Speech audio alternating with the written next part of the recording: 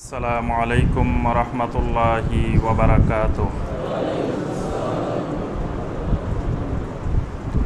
ইন্নাল হামদালিল্লাহ নাহমাদুহু ওয়া নাস্তাঈনুহু ওয়া নাস্তাগফিরুহু ওয়া নাউযু বিল্লাহি মিন শুরুরি আনফুসিনা ওয়া মিন সাইয়্যাতি আমালিনা। من يهده الله فلا مضل له ومن يضلل فلا هادي له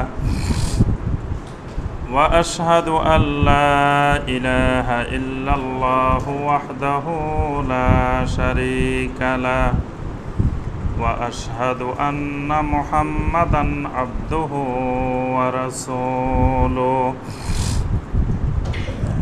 يا أيها الذين آمنوا اتقوا الله حق تقاته ولا تموتن إلا وأنتم مسلمون.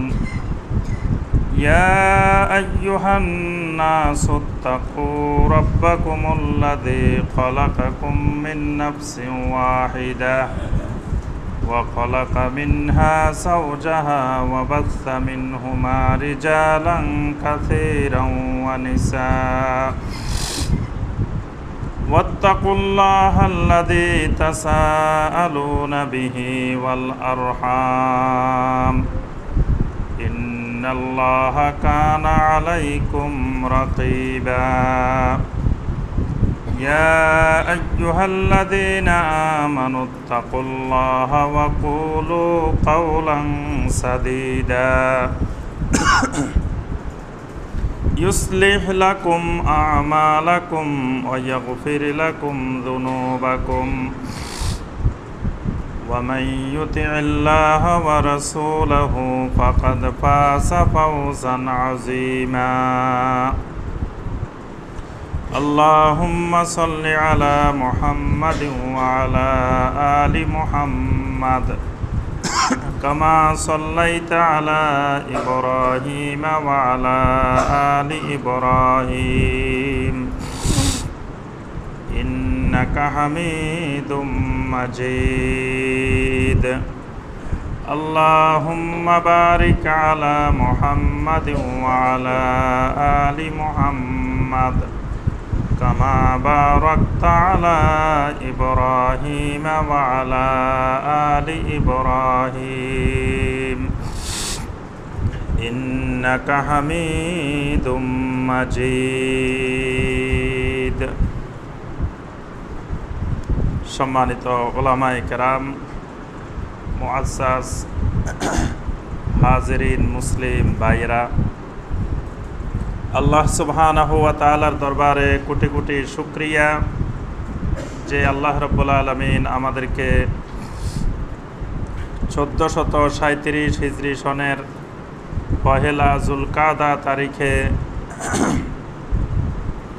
সলাতুল জুমুআ আদায় এবং খুতবাতুল জুমুআ শোনার উদ্দেশ্যে আল্লাহ রাব্বুল আলামিনের পবিত্র ঘর মসজিদে উপস্থিত হওয়ার পরে কোরআনে কারীম এবং হাদিস নববী সাল্লাল্লাহু আলাইহি ওয়াসাল্লাম থেকে আল্লাহ রাব্বুল আলামিনের দ্বীন সম্পর্কে কিছু কথাবার্তা বলার এবং শোনার তৌফিক দিয়েছেন। সেই রাব্বুল আলামিনের শুকর আদায় করি, সকলে বলি আলহামদুলিল্লাহ।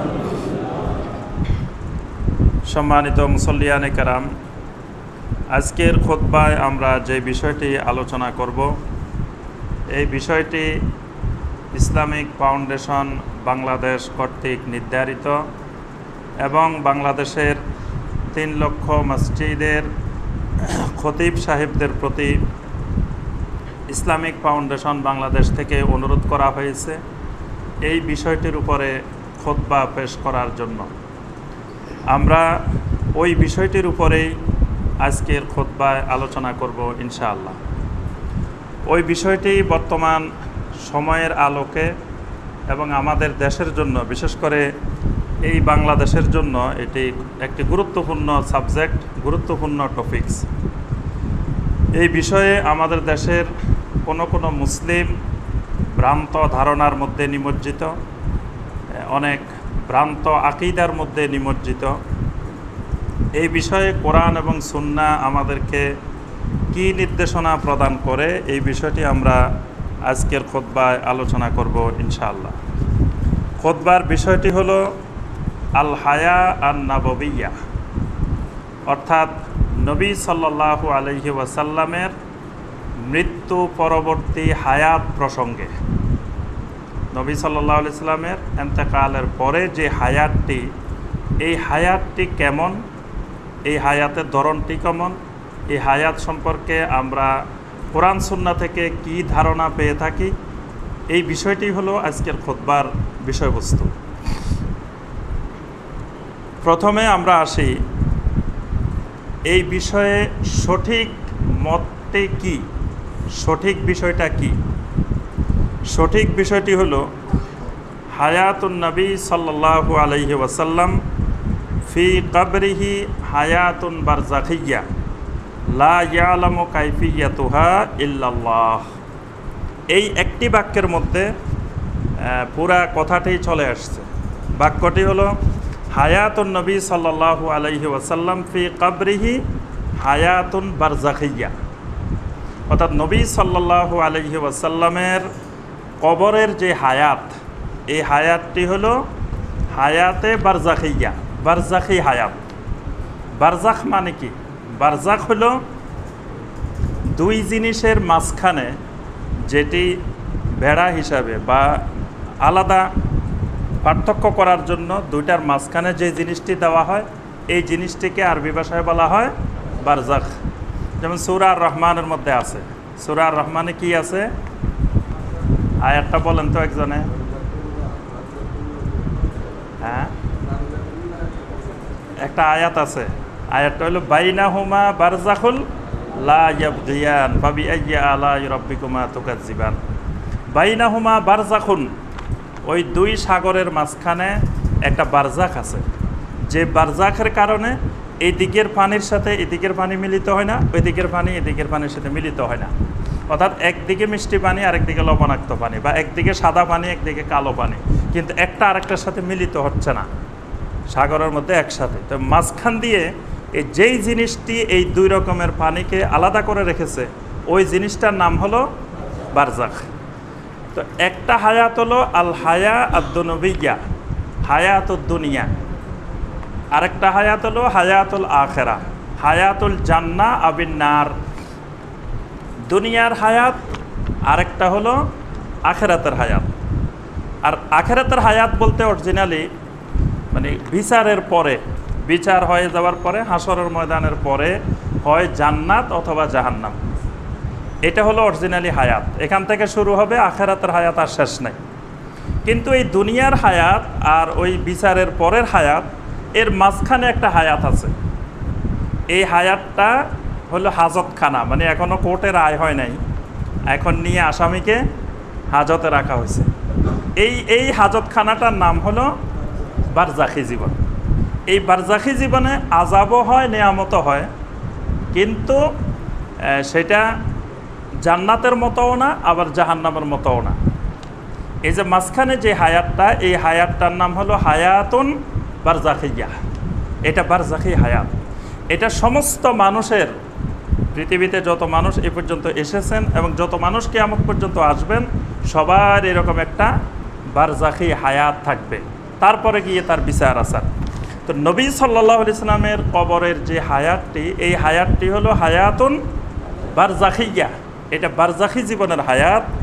লা ইয়ালামু কাইফিয়াতুহা ইল্লাল্লাহ। বারজাখি জীবনের হায়াতের ধরনটা কি রকম হবে, এটি আল্লাহ রাব্বুল আলামিন ছাড়া আর কেউ জানেন না। বারজাখি জীবন সম্পর্কে অনেকগুলো কোরআনে কারিমের আয়াত এসেছে, অনেকগুলো হাদিস এসেছে, কিন্তু ওই আয়াত এবং হাদিসে যেইভাবে বিষয়গুলো এসেছে, বিষয়গুলো আমরা দুনিয়াতে থেকে ওই হায়াতের বিষয়গুলো কল্পনা করা যায় না। মানে দুনিয়ার হিসাবের সাথে ওই বারজাখি জীবনের হিসাবটা মিলানো যায় না। এজন্য বারজাখি জীবন সম্পর্কে যে আয়াত এসেছে অথবা হাদিস এসেছে, সেই আয়াত এবং হাদিসকে যেভাবে এসেছে সেইভাবে মেনে নিতে হবে। এটার কোনো ব্যাখ্যা বিশ্লেষণ করা যাবে না। যেমন ধরেন আযাবে কবর, কবরের আযাব হয়, এই কথা তো কোরআন দ্বারাও প্রমাণিত, অসংখ্য হাদিস দ্বারা প্রমাণিত। এখন দেখা যায় কবরের মধ্যে তো আমরা যাকে রেখে আসি সে তো লাশটা কিছুদিনের মধ্যে পৌঁছে গলে মাটির সাথে মিশে গেছে, তাহলে তার আযাবটা কোথায় হচ্ছে, কিভাবে হচ্ছে? এটা কিন্তু আমরা দুনিয়ার হিসাবের সাথে ওই কবরের হিসাব মিলানো যাবে না। আবার কবরবাসী চিৎকার দিচ্ছে, কবরবাসী দুনিয়ার মানুষ যখন চলে আসতেছে তাদের পায়ের আওয়াজ, জুতার আওয়াজ শুনতেছে, এরকম বিভিন্ন বর্ণনা আলম বারজাখি হায়াত সম্পর্কে এসেছে, যেগুলো আমরা দুনিয়ার হায়াতের সাথে মিলানো যাবে না, কল্পনা করা যাবে না। ওই বিষয়গুলো আল্লাহ রাব্বুল আলামিন সঠিক জানেন যে আসলে সেই বিষয়গুলো কীরকম হবে। এজন্য বারজাখি জীবনের হায়াতের ধরনটা কেমন, লা ইয়ালামুহা ইল্লাল্লাহ, এটার কাফিয়াত, এটা ধরন আল্লাহ পাক ছাড়া কেউ জানেন না। এখন আসি আমরা নবী রাসূলদের এই হায়াতে বারজাখি। আমাদের হায়াতে বারজাখি আর নবী রাসূলদের হায়াতে বারজাখি এক না। আমাদের বারজাখি জীবনের অবস্থান আর আম্বিয়া আলাইহিমুস সালামের বারজাখি জীবনের অবস্থান দুইটি একরকম নয়। নবী রাসূলদের, সকল নবী রাসূলদের, শুধু আমাদের রাসূল না, একেবারে আদম আলাইহিস সালাম থেকে শুরু করে মুহাম্মদ রাসূলুল্লাহ সাল্লাল্লাহু আলাইহি ওয়াসাল্লাম পর্যন্ত সকল আম্বিয়া আলাইহিমুস সালামের একটা বারজাখি জীবনের হায়াত আছে। সেই হায়াতটা একটা বিশেষ হায়াত। এটা আমাদের স্বাভাবিক মানুষের হায়াতে বারজাখি আর আম্বিয়া আলাইহিমুস সালামের হায়াতে বারজাখিয়া দুইটা একরকম না, সম্পূর্ণ আলাদা জিনিস। এজন্য এই বিষয়টা আকীদার বিষয় না। মানে যে হায়াতে বারজাখি, নবী সাল্লাল্লাহু আলাইহি ওয়াসাল্লামের মৃত্যু পরবর্তী হায়াত, এই হায়াতটা এটা আকীদাগত কোনো বিষয় না। কিন্তু এটা এক সময় এসে ইদানিং ১০০-১৫০ বছরের মধ্যে মুসলিমদের মধ্যে এটা আকীদার বিষয় হয়ে গেছে। এটা আকীদার বিষয় না, আমরা এই জন্য বলি যে পূর্বেকার যুগে আহলুস সুন্নাহ ওয়াল জামাতের আকীদার উপরে যত কিতাব লেখা হয়েছে, কোনো কিতাবে এই বিষয় সম্পর্কে কোনো আলোচনা আসে না। আহলুস সুন্নাহ ওয়াল জামাতের আকীদা ৩ ভাগে বিভক্ত। এটা জানেন কিনা আপনারা জানি না। আহলুস সুন্নাহ ওয়াল জামাত এটি মূলত ৩টা মাযহাবে বিভক্ত, ৩টা আলাদা আলাদা মাযহাব আছে। এই আহলুস সুন্নাহ ওয়াল জামাতের আকীদাটা এটা ৩০০ হিজরি পর্যন্ত আহলুস সুন্নাহ ওয়াল জামাত এক আকীদাই ছিল। আহলুস সুন্নাহ ওয়াল জামাত বলতে নির্দিষ্ট কোনো দল, গ্রুপ না। মানে নবী সাল্লাল্লাহু আলাইহি সাল্লাম, সাহাবায়ে কেরাম, তাবেঈনে কেরাম, তাবেঈনে কেরাম, তারা সকলে যেই আকীদার উপরে ছিলেন সেই আকীদাটার নামই হলো আহলুস সুন্নাহ ওয়াল জামাহ। এজন্য নবী সাল্লাল্লাহু আলাইহি সাল্লাম এটা সংজ্ঞা দিয়েছেন এইভাবে, মা আনা আলাইহি ওয়া আসহাবি, আমি এবং আমার সাহাবীরা যেই আকীদা, যেই বিশ্বাস, যেই চিন্তাধারা পোষণ করি, এইটাতে যারা এই চিন্তাধারা পোষণ করে তারাই আহলুস সুন্নাহ ওয়াল জামাহ। আহলুস সুন্নাহ বলতে নবী সাল্লাল্লাহু আলাইহি সাল্লামের সুন্নাহ, জামাত বলতে জামাতে সাহাবা, জামাতে সাহাবায়ে কেরাম। তো যারা নবী সাল্লাল্লাহু আলাইহি সাল্লামের সুন্নাহ আর সাহাবায়ে কেরামের জামাতের আকীদা মেনে চলেন, বিশ্বাস করেন, তাদের নাম হলো আহলুস সুন্নাহ ওয়াল জামাত। ৩০০ হিজরির পরে এসে আহলুস সুন্নাহ ওয়াল জামাত ৩টা ভাগে ভাগ হয়ে যায়। একটা ভাগ হয় ইমাম আবু জাফর আত-তাহাবী রহমতুল্লাহি আলাইহি, ইমাম আবু জাফর আত-তাহাবী। এই ইমাম আবু জাফর আত-তাহাবী তিনি ৩২১ হিজরিতে ইন্তেকাল করেছেন। তাকে কেন্দ্র করে এই আহলুস সুন্নাহ ওয়াল জামাতের একটা মাযহাব গড়ে ওঠে। তিনি মিশরের অধিবাসী ছিলেন।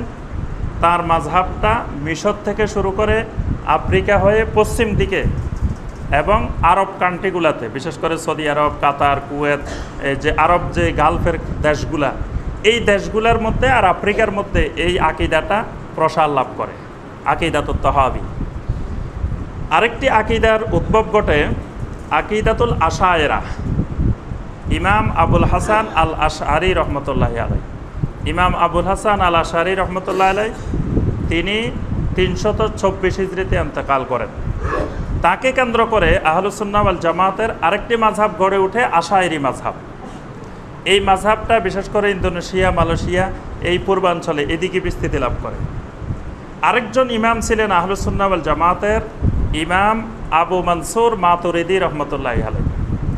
ইমাম আবু মনসুর মাতুরিদি রহমতুল্লাহি আলাইহি, তিনি 333 হিজরিতে ইন্তেকাল করেছেন। তার বাড়ি ছিল খোরাসান অঞ্চলে, অর্থাৎ উজবেকিস্তান এইদিকে, এই অঞ্চলে, রাশিয়ার এই অঞ্চলগুলোতে। এখানে একসময় ইসলামের ব্যাপক বিস্তৃতি ছিল, সেখানে তার বাড়ি ছিল। ইমাম আবু মনসুর মাতুরিদি রহমতুল্লাহ আলাইহি। ইমাম আবু মনসুর মাতুরিদিকে কেন্দ্র করে আরেকটা মাযহাব গড়ে ওঠে, এটার নাম হলো মাতুরিদিয়া মাযহাব। এটা বিস্তৃতি লাভ করেছে ইরাক, খোরাসান, তারপরে এই ভারতীয় উপমহাদেশ, পাকিস্তান, আফগানিস্তান, বাংলাদেশ, ভারত, এই অঞ্চলটার মধ্যে যে আকিদাটা বিস্তার লাভ করেছে এটা হলো মাতুরিদি আকিদা। আপনারা বুঝতেছেন না নাকি, নতুন শুনতেছেন? আহলুস সুন্নাহ ওয়াল জামাত তাহলে কয় ভাগে বিভক্ত? 3 ভাগে বিভক্ত। একটা হলো আহলুস সুন্নাহ ওয়াল জামাত আত-তাহাবিয়া, আহলুস সুন্নাহ ওয়াল জামাত আল আশায়রা, আহলুস সুন্নাহ ওয়াল জামাত আল মাতুরিদিয়া। তাহলে আমরা কোন গ্রুপে? আহলুস সুন্নাহ ওয়াল জামাত আল মাতুরিদিয়া। এজন্য আমাদের দেশে যে আকিদার কিতাবটা পড়ানো হয়, আলিয়া মাদ্রাসা এবং কওমি মাদ্রাসা, 2 মাদ্রাসায় একই আকিদার কিতাব পাঠ্যসূচি সিলেবাস করা। সেই বইটার নাম হলো, কে বলতে পারবেন? মাদ্রাসা যে আকিদার কিতাব, একটা কিতাবে আমাদের দেশে মাদ্রাসাগুলোতে পড়ানো হয় আকিদার উপরে একটা কিতাব সিলেবাস আছে। আলিয়া মাদ্রাসায় যেটা, কওমি মাদ্রাসায়ও সেটা, একই কিতাব। সেই কিতাবটার নাম হলো আকায়েদে নাসাফি। আকায়েদে নাসাফি, এই আকায়েদে নাসাফিটা হলো মাতুরিদি আকিদার উপরে লেখা, মানে আহলুস সুন্নাহ ওয়াল জামাত মাতুরিদিয়া আকিদার উপরে লেখা হলো এই কিতাবটা। এই জন্য এটাকে আমাদের এই উপমহাদেশে সর্বপ্রথম সিলেবাসভুক্ত করা হয়েছে দারুল উলুম দেওবন্দ, পরবর্তীতে সেখান থেকে কলকাতা আলিয়াতে সেটা সিলেবাসভুক্ত করা হয়েছে। এর মাধ্যমে পুরা উপমহাদেশ ব্যাপী এই আকিদার বইটাই বিস্তৃতি লাভ করেছে। এই 3টা আকিদার ক্ষেত্রে, মানে এই আকিদায়ে তহাবিয়া, সৌদি আরব, কাতার, কুয়েত, আরব বিশ্বে কিন্তু আকিদার বই পড়ানো হয় আকিদাতুত তহাবিয়া। আকিদাতে তহাবিয়া আর মাতুরিদিয়ার মধ্যে কিছু কিছু আকিদার গণ্ডগোল আছে। গণ্ডগোল না থাকলে তো আর 3টা হইতো না, একটাই তো হইতো। এটা বিশেষ সমস্যা হলো এক জায়গায়, মানে এই পার্থক্যটা হলো মূল একটা বিষয়কে কেন্দ্র করে। অনেকগুলো বিষয় আছে, তবে একটা বিষয় হলো মূল বিষয়, সেটা হলো আল্লাহ রাব্বুল আলামিনের সিফাত কেন্দ্রিক। আল্লাহর সিফাতগুলো 2 ভাগে বিভক্ত, একটা হলো সিফাতে জাতিয়া আর একটা হলো সিফাতে ফেলিয়া। আকিদায়ে তহাবি যেটা, আকিদায়ে তহাবিয়ার মূল বিষয় হলো আল্লাহর সিফাত জাতি হোক ফেলি হোক কোনো অবস্থায় ব্যাখ্যা বিশ্লেষণ করা যাবে না, এটা হলো তহাবির আকিদা। আর আশায়রা এবং মাতুরিদিয়া তাদের আকিদা হলো আল্লাহ পাকের সিফাত যেগুলো জাতি সেগুলো ব্যাখ্যা বিশ্লেষণ করা যাবে না, কিন্তু যেগুলো ফেলি সেগুলো ব্যাখ্যা বিশ্লেষণ করা যাবে।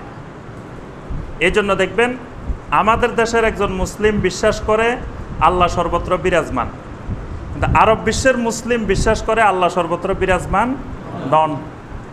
আমাদের দেশের মুসলিম বিশ্বাস করে যে আল্লাহ পাক এই সব জায়গায় থাকেন, আল্লাহর কোনো আকার নাই, আল্লাহ নিরাকার। তা আরব বিশ্বের মুসলিম বিশ্বাস করে আল্লাহ নিরাকার নন। আমাদের দেশের মানুষ বিশ্বাস করে, মুসলিম বিশ্বাস করে আল্লাহর কোনো আকার আকৃতি নেই। আরব দেশের মানুষ বিশ্বাস করে আল্লাহর আকার আকৃতি আছে, সেটা আল্লাহর মতো। এই যে আল্লাহ কেন্দ্রিক কিছু আকিদার পার্থক্য, এটা হলো ওই তহাবিয়া আর মাতুরিদিয়া। বুঝতে পারছেন ফ্যাসটা, ঘটনাটা কোন জায়গায়? মূল ওই জায়গায়। মানে এই উপমহাদেশের আকিদা হলো আহলুস সুন্নাহ ওয়াল জামাত মাতুরিদিয়া, আর আরব বিশ্বের আকিদা হলো আহলুস সুন্নাহ ওয়াল জামাত তহাবিয়া। এই জায়গায় গন্ডগোল, ওই তহাবি আর মাতুরিদি। এই জন্য দেখবেন আকিদাগত অনেকগুলো বিষয় এই 2টার মধ্যে, বিশেষ করে আল্লাহ রাব্বুল আলামিন কেন্দ্রিক। আজকের যে বিষয়টা আমাদের আলোচনার বিষয়, এইটা এই আহলুস সুন্নাহ ওয়াল জামাতের যে 3টা ভাগ, কোনো ভাগের আলোচনার বিষয়বস্তু না। মানে এই বিষয়টা নিয়ে 3 গ্রুপের আহলুস সুন্নাহ ওয়াল জামাতের কেউ কোনো কিতাবে বিষয়টা আলোচনা করেন নাই। তার অর্থ হলো এই বিষয়টা ওই 300 হিজরি পর্যন্ত আকিদার বিষয়বস্তু ছিল না, সব মুসলিম একরকম বিশ্বাস করতেন। এই জন্য তখন এটা আর আকিদার বিষয় হিসাবে আসে নাই। আরেকটা বিষয় এখানে খেয়াল রাখতে হবে, আকিদার বিষয় হতে হলে সেটা সরাসরি কোরআনে কারিমের স্পষ্ট আয়াত থাকতে হবে, মুহকামাত আয়াত। মুতাশাবিহাত আয়াত থাকলে সেটা আকীদা হবে না, আয়াতটা থাকতে হবে একেবারে সরাসরি স্পষ্ট। আর হাদিস থাকলে সেটা একেবারে সর্বোচ্চ পর্যায়ের সহিহ হাদিস, কোনো দুর্বল হাদিস, জাল হাদিস, মুআল্লাল হাদিস, মাতরুক হাদিস, মুনকার হাদিস, এগুলা দিয়ে কোনো দিন আকীদা সাব্যস্ত হয় না। তো এই বিষয়টা এমনকি 1014 হিজরি, 1014 হিজরি, আজ থেকে কত বছর আগে? 400 বছর আগে। এখন হলো 1437, আমরা যেটা বলতেছি 1014 হিজরি। 1014 হিজরিতে একজন বিশ্ববিখ্যাত বড় আলেম এন্তেকাল করেছেন, তার নাম হলো মোল্লা আলী কারি রহমতুল্লাহ আলী, মোল্লা আলী কারি আল হানাফি। তিনি হানাফি মাযহাবের সবচেয়ে বড় আলেম ছিলেন ওই যুগে, মোল্লা আলী কারি রহমতুল্লাহ আলী। তিনি এন্তেকাল করেছেন 1014 হিজরিতে। তিনি যেই বছর এন্তেকাল করেন, তিনি ইমাম আবু হানিফা রহমতুল্লাহ আলাইহির বই আল ফিকহুল আকবার, এটার উনি ব্যাখ্যা লিখেছেন। কে ব্যাখ্যা লিখেছেন?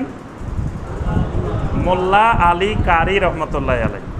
এই মোল্লা আলী কারি রহমতুল্লাহ আলাই যেই আমলে ব্যাখ্যা লিখেছেন 1000 হিজরিতে, তখনও কিন্তু এই বিষয়টাকে তিনি আকীদার অন্তর্ভুক্ত করেন নাই।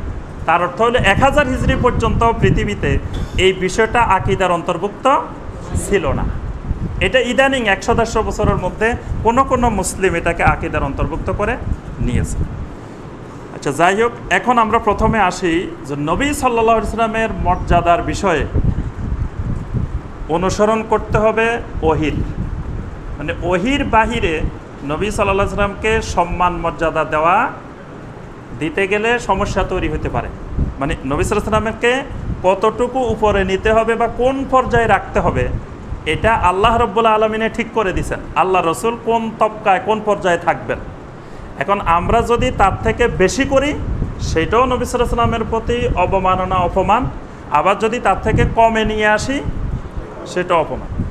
ধরেন একজন মন্ত্রী, তিনি স্বরাষ্ট্রমন্ত্রী বা পররাষ্ট্রমন্ত্রী, তাকে যদি আমরা মর্যাদা বাড়াই, প্রধানমন্ত্রী বানাই দিই, তাহলে কি তার প্রতি সম্মান বাড়ানো হবে না কমানো হবে? তার অবমাননা হবে। এটা রাষ্ট্রদ্রোহ কাজ যে আপনি একজন মন্ত্রীকে প্রধানমন্ত্রী বানাই দিলেন, অথবা একজন মন্ত্রীকে আপনি প্রতিমন্ত্রী বানাই দিলেন, উপমন্ত্রী বানাই দিলেন। তাহলে এটাও যেমন তার প্রতি অবমাননা, আবার প্রধানমন্ত্রী বানাই দেওয়া সেটাও অবমাননা। এখন রাসূল সাল্লাল্লাহু আলাইহি ওয়াসাল্লামকে মহব্বত করে ভালোবাসতে যদি আল্লাহ রাসূল সাল্লাল্লাহু আলাইহি ওয়াসাল্লামকে আল্লাহ বানাই দেন, যে আমি অত্যাধিক ভালোবাসায় করছি, অসুবিধা কি? আমি তো ভালোবাসতে রাসূলকে আমি ওই পর্যায়ে নিয়ে গেছি, এটাও শিরক।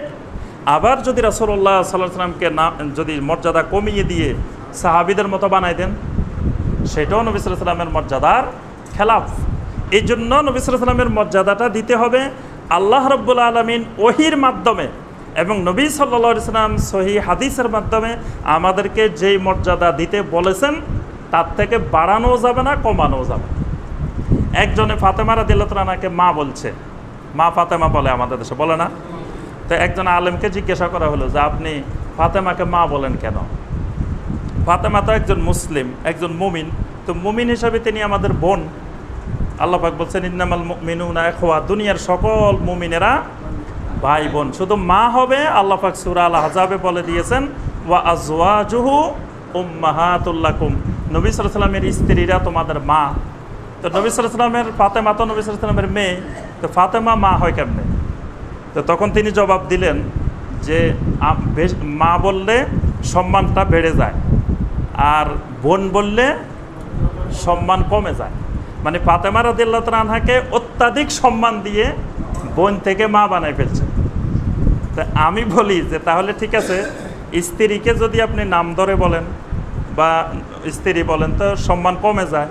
স্ত্রীকে যদি আম্মা বলে ডাকেন, তাহলে স্ত্রীর সম্মান তো বেড়ে যায়। তাহলে স্ত্রীকে সম্মান বাড়াইতে গিয়ে যদি মা বলে দেন, তাহলে কি সম্মান বাড়ানো হবে না কমানো হবে? তো ফাতেমা রাদিয়াল্লাহু তাআলা আনহাকে আল্লাহ পাক যতটুকু মর্যাদা দিয়েছেন, তার থেকে বাড়ানো কমানো যাবে না। ঠিক রাসূলুল্লাহ সাল্লাল্লাহু আলাইহি ওয়াসাল্লামকেও আল্লাহ পাক যে পরিমাণ মর্যাদা দিয়েছেন, তার থেকে বাড়ানো যাবে না, কমানো যাবে না। বাড়াইলেও বিপদ, কমাইলেও বিপদ, ইমান চলে যাবে, এটা ইমানের সাথে সম্পর্কিত বিষয়। এই বিষয়ে আমরা দুইটা হাদিস বলবো। একটা হাদিস সহিহ আল বুখারীর মধ্যে এসেছে, আব্দুল্লাহ বিন আব্বাস রাদিয়াল্লাহু তাআলা আনহু হাদিসটা বর্ণনা করেছেন।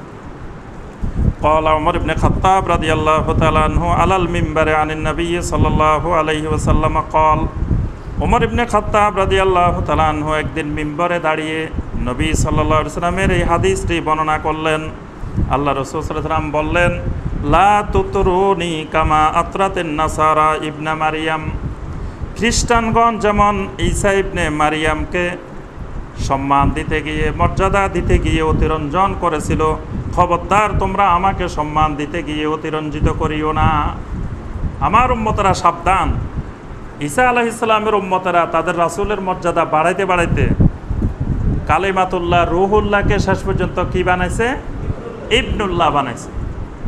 আল্লাহ পাক বলছেন ঈসা কালিমাতুল্লাহ, ঈসা রুহুল্লাহ।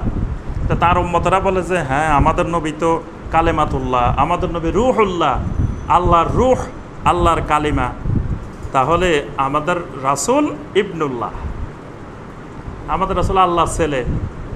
তার ঈসা আলাইহিস সালামের মর্যাদা বাড়াইতে গিয়ে কিন্তু তারা এই কাজটা করছে। ঈসা আলাইহিস সালামের সম্মান কমাইতে যায়, তারা এই কাজ করে নাই। তারা ঈসা আলাইহিস সালামের সম্মান বাড়াই দিছে, যে বাড়াইতে বাড়াইতে বাড়াইতে যে ঈসা আলাইহিস সালামকে যত উপরে নেওয়া যায় তো উপরে নিতে নিতে ইবনুল্লাহ। আবার মিলে গেছে, ঈসা আলাইহিস সালামের আব্বা নাই, এদিক দিয়েও মিলে গেছে। আবার এদিক দিয়ে কালেমাতুল্লাহ রুহুল্লাহ, আল্লাহ পাক বলছেন ঈসা কালেমাতুল্লাহ, ঈসা রুহুল্লাহ। তো রুহ কি মানুষের শরীরের অংশ না? অংশ না, শরীরের অংশ, তাহলে আল্লাহর অংশ। নাউজুবিল্লাহ। মানে এটা কিন্তু তারা এই অপব্যাখ্যা করে, এই যে মর্যাদাগত বিষয়, ওহী যতটুকু বলছে ওহীকে, ওহীর অতিরিক্ত অতিভক্তি করতে গিয়ে তারা শিরকে নিমজ্জিত হয়ে গেছে। এই জন্য নবী সাল্লাল্লাহু আলাইহি ওয়াসাল্লাম খবরদার, লা তুতরুনি, আমার উম্মতরা আমাকে নিয়ে তোমরা এরকম মর্যাদাগত বিষয়ে অতিরঞ্জিত করিও না। নবী সাল্লাল্লাহু আলাইহি ওয়াসাল্লামকে আল্লাহ পাক কোরআনে কারিমের কোনো আয়াতে সরাসরি নূর বলেন নাই। নবী সাল্লাল্লাহু আলাইহি ওয়াসাল্লামকে নূর বলা হয়েছে ব্যাখ্যা কেন্দ্রিক নূর। মানে একটা আয়াতে নূর শব্দ এসেছে কোনো কোনো আয়াতে, সেটার ব্যাখ্যা করতে গিয়ে কোনো কোনো তাবেঈ, কোনো সাহাবী বলছেন যে এখানে নূর বলতে মুহাম্মদ রাসূলুল্লাহ সাল্লাল্লাহু আলাইহি ওয়াসাল্লাম। তাহলে বোঝা গেল যে সরাসরি যদি কোরআনে স্পষ্ট না থাকে অথবা নবী সাল্লাল্লাহু আলাইহি ওয়াসাল্লামের হাদিসে স্পষ্ট না থাকে, সেটা আকীদার বিষয় হয় না। আচ্ছা ঠিক আছে, আমরা ধরে নিলাম নবী সাল্লাল্লাহু আলাইহি ওয়াসাল্লাম নূরুল্লাহ, আল্লাহর নূর। এই ব্যাপারে অনেক ওলামা ইকরাম বলছেন যে নবী সাল্লাল্লাহু আলাইহি ওয়াসাল্লাম নূরুল্লাহ, আল্লাহর নূর। এই নূরুল্লাহকেও অতিরঞ্জিত করতে করতে করতে করতে একেবারে নবী সাল্লাল্লাহু আলাইহি ওয়াসাল্লামকে এমন পর্যায়ে নিয়ে গেছে, জুজউল্লাহ বানিয়ে দিয়েছে। কেউ কেউ সীমা লঙ্ঘন করে রাসূলকে আল্লাহ বানায় দিছে, বলে যে আল্লাহ যেই রাসূলও সেই। এই ব্যাপারে অনেক গানও আছে যে আল্লাহ কেন্দ্রে, আল্লাহর চেহারাটাই হলো রাসূল। মানে আল্লাহ মানুষ আল্লাহকে জিনিস দেখে নাই, তা আল্লাহ পাক তখন রাসূলের চেহারা ধরে, রাসূলের আকৃতি ধরে দুনিয়াতে আসছেন। নাউজুবিল্লাহ। এই জাতীয় শিরকি আকীদাও, মানে রাসূল সাল্লাল্লাহু আলাইহি ওয়াসাল্লামকে অত্যাধিক মর্যাদা দিতে গিয়ে শেষ পর্যন্ত আল্লাহতে নিয়ে ঠেকাইছে। ঈসা আলাইহিস সালামকে তো সর্বোচ্চ হলো আল্লাহর ছেলে বানাইছে, আর মুহাম্মদ রাসূলুল্লাহ সাল্লাল্লাহু আলাইহি ওয়াসাল্লামকে বানাইতে বানাইতে আল্লাহ পর্যন্ত বানাই ফেলছে। এই জন্য রাসূল সাল্লাল্লাহু আলাইহি ওয়াসাল্লাম উম্মতকে সতর্ক করছেন, খবরদার, লা তুতরুনি, আমার মর্যাদার বিষয়ে তোমরা অতিরঞ্জিত করিও না। ফা ইন্নামা আনা আবদুহু, ফা ইন্নামা আনা আবদু, আমি তো শুধুমাত্র আল্লাহর বান্দা, আল্লাহর গোলাম। ফাকুলু আব্দুল্লাহি ওয়া রাসূলুহু, তো সুতরাং তোমরা বলো মুহাম্মদ হলেন আব্দুল্লাহ ওয়া রাসূলুহু, মুহাম্মদ হলেন আল্লাহর বান্দা এবং আল্লাহর রাসূল। এই জন্য দেখেন কালেমার মধ্যে এই ঈমানের অংশ হিসাবে আল্লাহ পাক একেবারে বাধ্যতামূলক করে দিয়েছেন, আশহাদু আল্লা ইলাহা ইল্লাল্লাহু ওয়াহদাহু লা শারীকা লাহু ওয়া আশহাদু আন্না মুহাম্মাদান আবদুহু ওয়া রাসূলুহু।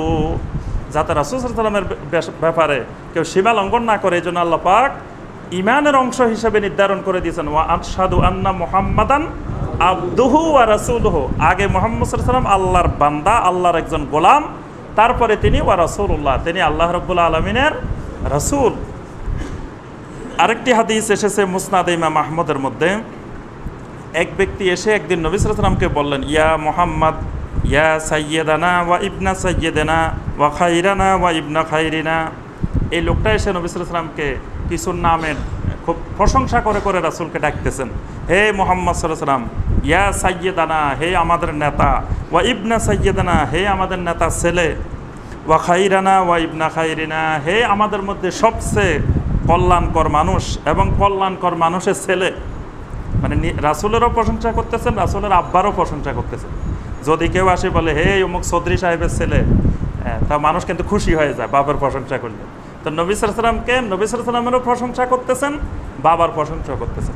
নবী সাল্লাল্লাহু আলাইহি ওয়াসাল্লাম তখন বললেন, ইয়া আইয়ুহান নাস, হে দুনিয়ার মানুষ, আলাইকুম বিতাকওয়াকুম, খবরদার তোমরা বেশি বেশি করে আল্লাহকে ভয় করবে, তাকওয়া অর্জন করবে তোমরা। ওয়ালা ইস্তাহবিয়ান্নাকুমুশ শায়তান, খবরদার আমার ব্যাপারে যেন শয়তান তোমাদেরকে বিভ্রান্ত না করে। খবরদার আমার প্রশংসা করতে গিয়ে, আমার মর্যাদা দিতে গিয়ে শয়তান যেন তোমাদেরকে বিভ্রান্ত না করে। আনা মুহাম্মদ ইবনে আব্দুল্লাহ, আমি হলাম মুহাম্মদ বিন আব্দুল্লাহ, আমি মুহাম্মদ বিন সাইয়্যিদানা, মুহাম্মদ বিন খাইরেনা না, আমি মুহাম্মদ বিন আব্দুল্লাহ। আমাকে বলবে যে মক্কার আব্দুল্লাহ ছেলে মুহাম্মদ সাল্লাল্লাহু আলাইহি ওয়াসাল্লাম। আব্দুল্লাহ ওয়া রাসূলুহু, আমি আল্লাহর গোলাম, আল্লাহর রাসূল। ওয়াল্লাহি মা উহিব্বু আন তারফাউনি ফাওকা মানজিলাতি আল্লাতি আনজালানি আল্লাহু আযজা ওয়া জাল্লা। আল্লাহর কসম করে বলছি, আমাকে আমার আল্লাহ রাব্বুল আলামিন যে মর্যাদা দিয়েছেন, যে সম্মান দিয়েছেন, সেই সম্মানের থেকে উপরে যদি কেউ আমাকে উত্তোলন করে, সেই সম্মান থেকে যদি আরো বাড়িয়ে দেয়, ওয়াল্লাহি মা উহিব্বু, আল্লাহর কসম আমি সেই বাড়ানো পছন্দ করি না। আল্লাহ পাক আমাকে যে মর্যাদা দিয়েছেন সেখান থেকে কেউ যদি আরো বাড়াই দেয়, যে রাসূলের মহব্বতে, রাসূলের ইশকে আমি মহব্বত আরো বাড়াই দিলাম, তো ওয়াল্লাহি মা উহিব্বু, আল্লাহর কসম আমি রাসূল এই বাড়ানো মহব্বতকে আমি কোনো অবস্থায় পছন্দ করি না। এই বিষয়ে সর্বপ্রথম সমাধান দিয়েছেন এই উম্মতের সবচেয়ে বড় সিদ্দিকে আকবর। সিদ্দিকে আকবরকে আবু বকর সিদ্দিক রাদিয়াল্লাহু তাআলা, তিনি সর্বপ্রথম এই মাসালাটার আলোচনা করেছেন। আমরা আজকে যে মাসালার আলোচনা করব, এই মাসালার সর্বপ্রথম আলোচনা আজ থেকে 1427 বছর আগে সিদ্দিকে আকবর রাদিয়াল্লাহু তাআলা আনহু এই মাসালার আলোচনা করেছিলেন। আল্লাহ রসুল সাল্লাল্লাহু আলাইহি ওয়াসাল্লাম যখন ইন্তেকাল করলেন, কত হিজরিতে ইন্তেকাল করেছেন? 11 হিজরিতে। 11 হিজরিতে যেদিন রাসূলুল্লাহ সাল্লাল্লাহু আলাইহি ওয়াসাল্লাম ইন্তেকাল করলেন, তখন আবু বকর রাদিয়াল্লাহু তাআলা আনহু ছিলেন সুনাহ নামক উপত্যকা। মানে মক্কাতে একটা এলাকা আছে সুনাহ, ওই সুনাহ নামক এলাকায় আবু বকর রাদিয়াল্লাহু তাআলা আনহু ছিলেন। তিনি সেখান থেকে খবর পেয়েছেন যে আল্লাহ রসুল সাল্লাল্লাহু আলাইহি ওয়াসাল্লাম মৃত্যুবরণ করেছেন। তখন তিনি একটা ঘোড়ার পিঠে করে দ্রুত রাসূলুল্লাহ সাল্লাল্লাহু আলাইহি ওয়াসাল্লামের ঘরে চলে আসলেন। এসে তিনি দেখতে পেলেন আল্লাহ রসুল সাল্লাল্লাহু আলাইহি ওয়াসাল্লামকে একটি চাদর দিয়ে শোয়ানো অবস্থায়। চাদরটা মোটা মোটা, এটা হলো মানে যেটা মানে সুতিও না রেশমিও না, এইরকম একটা মোটা চাদর দিয়ে আল্লাহ রসুল সাল্লাল্লাহু আলাইহি ওয়াসাল্লামকে ঢেকে রাখা হয়েছে মাথা পর্যন্ত। সিদ্দিক আকবর রাদিয়াল্লাহু তাআলা আনহু সরাসরি রাসূলুল্লাহ সাল্লাল্লাহু আলাইহি ওয়াসাল্লামের ঘরে ঢুকলেন এবং তার মেয়ের ঘরেই, আয়েশা রাদিয়াল্লাহু তাআলা আনহার ঘরেই ছিলেন। তিনি চেহারা মোবারককে তিনি খুললেন, চাদরটা সরাই দিলেন। সরাই দেওয়ার পরে তিনি নবী সাল্লাল্লাহু আলাইহি ওয়াসাল্লামের চেহারা মোবারকের দিকে কিছুক্ষণ তাকিয়ে রইলেন। তাকিয়ে থেকে তিনি নবী সাল্লাল্লাহু আলাইহি ওয়াসাল্লামের চেহারা মোবারকে চুম্বন দিলেন। চুম্বন দিয়ে তিনি বলে উঠলেন, ইয়া নবিয়াল্লাহ ওয়াল্লাহু লা ইয়ারফাউনা ইল্লা মাউতাতানা, আল্লাহ পাক আপনাকে একবারই মৃত্যু দিয়েছেন, আর আপনাকে মৃত্যু দিবেন না। আবু বকর রাদিয়াল্লাহু তাআলা এই কথাটা বলে তিনি সোজা ঘর থেকে বের হয়ে গেলেন। বের হয়ে যাওয়ার পরে তিনি দেখলেন ওমর ইবনে খাত্তাব রাদিয়াল্লাহু তাআলা বলতেছিলেন যে আল্লাহ রসুল সাল্লাল্লাহু আলাইহি ওয়াসাল্লাম মারা যায় নাই, আল্লাহ রসুল মারা যান নাই। সিদ্দিক আকবর রাদিয়াল্লাহু তাআলা বললেন, থামো, ওয়াল্লাহি ইন্না মুহাম্মাদান সাল্লাল্লাহু আলাইহি ওয়াসাল্লাম কাদ মাতা, আল্লাহর কসম করে বলছি মুহাম্মদ সাল্লাল্লাহু আলাইহি ওয়াসাল্লাম মৃত্যুবরণ করেছেন। এই কথা কে বলছেন? আবু বকর রাদিয়াল্লাহু তাআলা আনহু। তিনি বলতেছেন মুহাম্মদ সাল্লাল্লাহু আলাইহি ওয়াসাল্লাম মৃত্যুবরণ করেছেন এবং আল্লাহর কসম দিয়ে বলতেছেন। এবং মুহাম্মদ সাল্লাল্লাহু আলাইহি ওয়াসাল্লাম যে মৃত্যুবরণ করেছেন এটা দলিল তিনি কোরআনের আয়াত থেকে দিলেন। তিনি দাঁড়িয়ে দাঁড়িয়ে আয়াতগুলো বলা শুরু করলেন। প্রথমে তিনি বলেছেন সূরা জুমারের 30 নম্বর আয়াত, ইন্নাকা মাইয়িতুন ওয়া ইন্নাহুম মাইয়িতুন, আল্লাহ পাক রাসূল সাল্লাল্লাহু আলাইহি ওয়াসাল্লামকে লক্ষ্য করে বলছেন, ইন্নাকা মাইয়াতুন, হে রাসূল আপনি তো মাইয়াত, ওয়া ইন্নাহুম মাইয়াতুন, আর তারাও মাইয়াত। তাহলে মাইয়াত মানে তো আমরা বুঝি সবাই নাকি? মাইয়াত কি জীবিত ব্যক্তিকে বলা হয় না মৃত ব্যক্তিকে বলা হয়? যে এখন মাইয়াতের জানাজা আছে, মাইয়াতের লাশ আনা হয়েছে, তাহলে রাসূলকে আল্লাহ বলছেন ইন্নাকা মাইয়াতুন। তাহলে রাসূল সাল্লাল্লাহু আলাইহি ওয়াসাল্লামের দুনিয়াবি যে মৃত্যু, সেটা মৃত্যু আল্লাহর কোরআনের আয়াত দ্বারা আবু বকর রাদিয়াল্লাহু তাআলা আনহু সাব্যস্ত করলেন। সূরা আলে ইমরানের 144 নম্বর আয়াত আবু বকর রাদিয়াল্লাহু তাআলা আনহু তেলাওয়াত করলেন, ওয়ামা মুহাম্মাদুন ইল্লা রাসূল কাদ খালাত মিন ক্বাবলিহির রাসূল। আল্লাহ পাক উহুদের যুদ্ধের সময় এই আয়াতটি নাজিল করেছেন। নবী সাল্লাল্লাহু আলাইহি ওয়াসাল্লাম যখন আহত হলেন, তখন মুনাফিকরা চতুর্দিকে ছড়িয়ে দিলেন আল্লাহ রাসূল ইন্তেকাল করেছেন।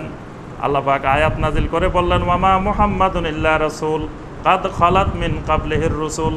মুহাম্মদ সাল্লাল্লাহু আলাইহি ওয়াসাল্লাম তো একজন আল্লাহর রাসূল ছাড়া আর কিছুই নন। ইতিপূর্বে দুনিয়াতে কত রাসূল তোমাদের কাছে এসেছেন, তারা তো আজকে পৃথিবীতে জীবিত নেই। তাহলে মুহাম্মদ সাল্লাল্লাহু আলাইহি ওয়াসাল্লাম তো যে কোনো সময় মারা যেতে পারেন, তিনি তো একজন রাসূল। আফা ইম্মা তাও কুতিলান কালাবতুম আলা আকাবিকুম, যদি মুহাম্মদ সাল্লাল্লাহু আলাইহি ওয়াসাল্লাম মারা যান, আফা ইম্মা তা, যদি মুহাম্মদ সাল্লাল্লাহু আলাইহি ওয়াসাল্লাম মারা যান, আও কুতিলা, অথবা কেউ তাকে মেরে ফেলান, তিনি নিজে নিজে স্বাভাবিক অবস্থা মারা যান, অথবা তাকে কেউ মেরে ফেলছে, ইনকালাবতুম আলা আকাবিকুম, তোমরা কি আবার সেই পিছনের দিকে ফিরে যাবে? তোমরা কি আবার শিরকের দিকে, কুফরের দিকে, সেই জাহেলিয়াতের দিকে আবার ফিরে যাবে? অর্থাৎ মুহাম্মদ সাল্লাল্লাহু আলাইহি ওয়াসাল্লাম বেঁচে থাকলেও তোমরা দ্বীনের উপরে থাকবা, মুহাম্মদ সাল্লাল্লাহু আলাইহি ওয়াসাল্লাম মারা গেলেও দ্বীনের উপরে থাকবা। তো মুহাম্মদ সাল্লাল্লাহু আলাইহি ওয়াসাল্লাম মারা গেছেন এই কথা মনে করে তো আবার দল বেঁধে, যেহেতু মুহাম্মদ নাই, চলো আমরা আবার সবাই আবু জেহেলের দলে ফিরে যাই, আবার কি তোমরা পিছনে ফিরে যাবে? আল্লাহ পাক এই প্রশ্ন করেছেন। এরপর আল্লাহ পাক বলছে, যারা পিছনে ফিরে যাবে তাদের পরিণতি কি হবে? তো এখানে আবু বকর রাদিয়াল্লাহু তাআলা আনহু আয়াতটা তেলাওয়াত করে বুঝাইতে চাইলেন যে আল্লাহ পাক তো আগেই বলে দিয়েছেন যে মুহাম্মদ সাল্লাল্লাহু আলাইহি ওয়াসাল্লাম যে কোনো সময় মারা যাবেন। পূর্বেকার রাসূলরা সবাই মৃত্যুবরণ করেছেন, সবাই মারা গেছেন, তো তিনিও একজন আল্লাহ রাসূল, তিনিও তো মারা যাবেন। এরপরে সূরা আল আম্বিয়ার 34 নম্বর আয়াত আল্লাহ পাক বলেন, ওয়ামা জাআলনা লিবাশারিন মিন ক্বাবলিকাল খুলদ আফা ইম্মিত্তা ফাহুমুল খালিদুন।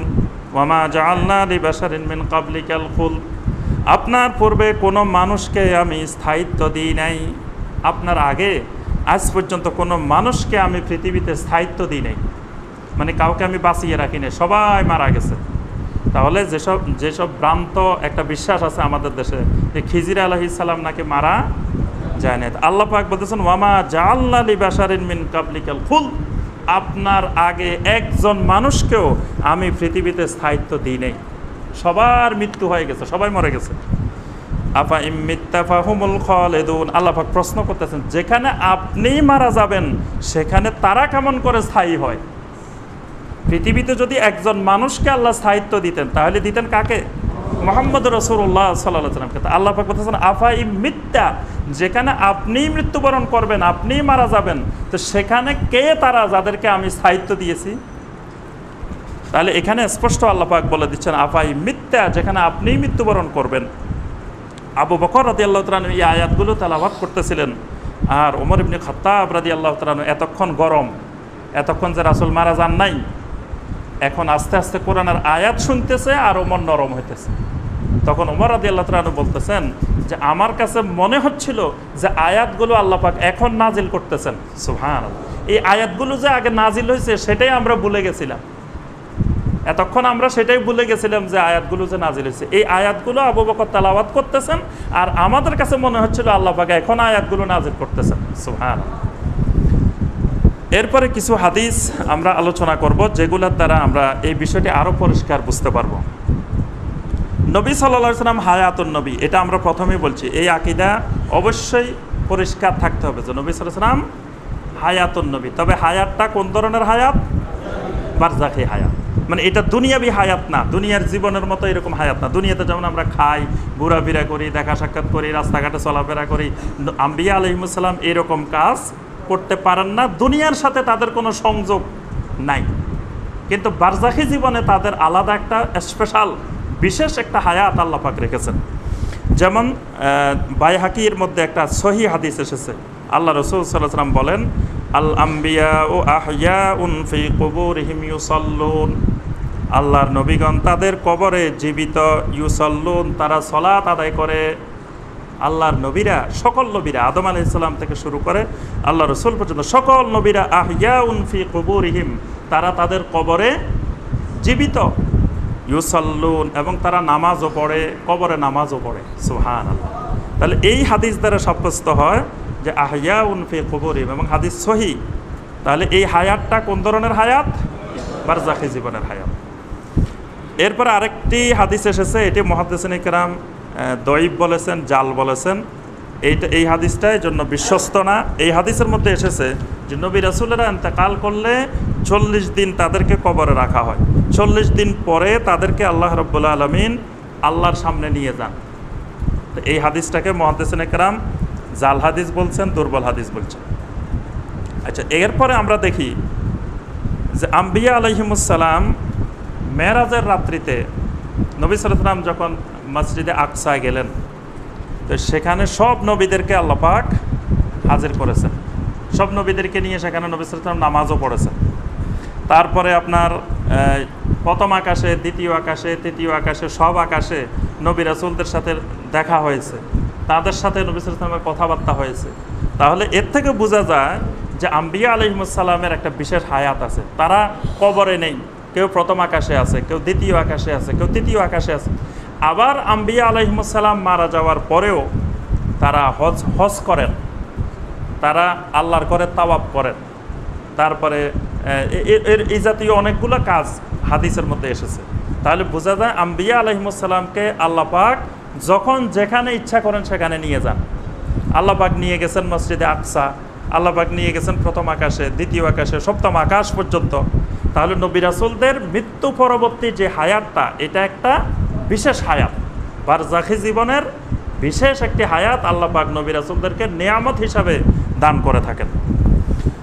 আরেকটি হাদিস এসেছে, আবু দাউদের হাদিস, হাদিসটি হাসান। আল্লাহ রাসূল সাল্লাল্লাহু আলাইহি ওয়াসাল্লাম বলেন, মা মিন আহাদিন ইউসাল্লিমু আলাইয়া ইল্লা রাদ্দাল্লাহু আলাইহি রূহি হাত্তা আরুদ্দা আলাইহিস সালাম। যখন আমার কোনো উম্মত আমার উপরে সালাম পেশ করে, ইল্লা রাদ্দাল্লাহু আলাইহি রূহি, আল্লাহ পাক আমার রূহকে ফেরত দেন, হাত্তা আরুদ্দা আলাইহিস সালাম, এমনকি আমি আমার উম্মতের সালামের জবাব দিয়ে থাকি। সুবহানাল্লাহ। আমার উম্মতের সালামের জবাব দিই। ইতিপূর্বে এর আগে আমরা একটা কথা বলছি যে নবী রাসূলদের মর্যাদার বিষয়ে ওহীর অনুসরণ করতে হবে, ওহীর ব্যাখ্যা বিশ্লেষণে যাওয়া যাবে না। যেমন এই হাদিসটা যদি আমরা ব্যাখ্যা বিশ্লেষণ করি, অনেকে এই হাদিস নিয়ে আমার কাছে এই পর্যন্ত মনে হয় অসংখ্য ভাই প্রশ্ন করেছেন। যে প্রশ্নটা হলো যে নবী সাল্লাল্লাহু আলাইহি ওয়াসাল্লাম বলছেন যে রূহকে আল্লাহ ফেরত দেন, নবী সাল্লাল্লাহু আলাইহি ওয়াসাল্লাম প্রশ্নের জবাব, এই সালামের জবাব দেন। তো এমন কোনো সেকেন্ড নাই পৃথিবীতে যেই সেকেন্ডে কোনো না কোনো উম্মত পৃথিবীর বিভিন্ন প্রান্ত থেকে সালাম পেশ করতেছেন। তাহলে তার ফেরত দেওয়ারও দরকার নাই, একবার আসলেই তো কন্টিনিউ এটা আছেই, এটা তো আর নেওয়ারও দরকার নাই, ফেরত দেওয়ারও দরকার নাই, কারণ 24 ঘন্টা সালাম চলতেছে, এক সেকেন্ডে কয়েক লক্ষ সালাম নবী সাল্লাল্লাহু আলাইহি ওয়াসাল্লামের উপরে চলতেছে। তাহলে তো নবী সাল্লাল্লাহু আলাইহি ওয়াসাল্লামের রূহ তো নবী সাল্লাল্লাহু আলাইহি ওয়াসাল্লামের ভিতরেই আছে।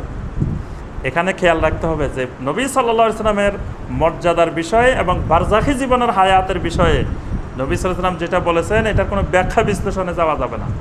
কেমনে আল্লাহ পাক তার রূহকে ফেরত দেন, কেমনে তিনি জবাব দেন, এটার ধরন লা ইয়ালামু কাইফিয়াতুহা ইল্লাল্লাহ, আল্লাহ ছাড়া দুনিয়ার কোনো মাখলুক এটার জানবে না, এটার কোনো ব্যাখ্যা বিশ্লেষণের দিকেও যাওয়া যাবে না। আল্লাহ পাক সূরা আর-রহমানের 26 এবং 27 নম্বর আয়াতে বলছেন, কুল্লু মান আলাইহা ফান ওয়া ইয়াবকা ওয়াজহু রাব্বিকা যুল জালালি ওয়াল ইকরাম। কুল্লু মান আলাইহা ফান, কুল্লু মানে কি? একবারে সবাই, সবাই আল্লাহ বলছে ফান, সবাই কি হবে? ধ্বংস হয়ে যাবে, মানে সবাই মারা যাবে। ওয়া ইয়াবকা ওয়াজহু রাব্বিকা যুল জালালি ওয়াল ইকরাম, একজনের শুধু মৃত্যু নাই, তিনি কে? যুল জালালি ওয়াল ইকরাম, আল্লাহ রাব্বুল আলামিন। তাহলে কুল্লুর মধ্যে, এই কুল্লুর মধ্যে কুল্লুল আম্বিয়া, কুল্লুল মালাইকা, কুল্লুল মাখলুকাত, সমস্ত মানুষ, সমস্ত নবী রাসূল, সমস্ত ফেরেশতা, সমস্ত মাখলুকাত এর মধ্যে অন্তর্ভুক্ত, কুল্লুর মধ্যে অন্তর্ভুক্ত। তাহলে আল্লাহ ছাড়া সকল নবী রাসূলের মৃত্যু আছে। ফানের মধ্যে সব নবী রাসূল অন্তর্ভুক্ত, আম্বিয়া আলাইহিস সালাম অন্তর্ভুক্ত। যদি আম্বিয়া আলাইহিস সালাম আলাদা হইতেন, আল্লাহ পাক এখানে আলাদা আম্বিয়া আলাইহিস সালামের কথাও বলতেন যে তারা মারা যাবে না। এই কথা নবী আল্লাহ পাক এখানে বলেন না, আল্লাহ পাক কুল্লু বলে একবারে সবাইকে অন্তর্ভুক্ত করেছেন। আরেকটি হাদিস এসেছে, হাসান হাদিস, বাইহাকির মধ্যে এসেছে, আল্লাহ রাসূল সাল্লাল্লাহু আলাইহি ওয়াসাল্লাম বলেন, মান সাল্লা আলাইয়া ইনদা কাবরি সামিতুহু, আমার কবরের নিকটে কেউ যদি দরুদ পেশ করে, সামিতুহু, আমি সেই দরুদ শুনি। সুবহানাল্লাহ। ওয়ামান সাল্লা আলাইয়া মিন বাঈদিন উলিমতুহু, যদি দূরের থেকে কেউ আমার উপরে দরুদ পেশ করে, সেই বিষয়ে আমাকে জানানো হয়। সুবহানাল্লাহ।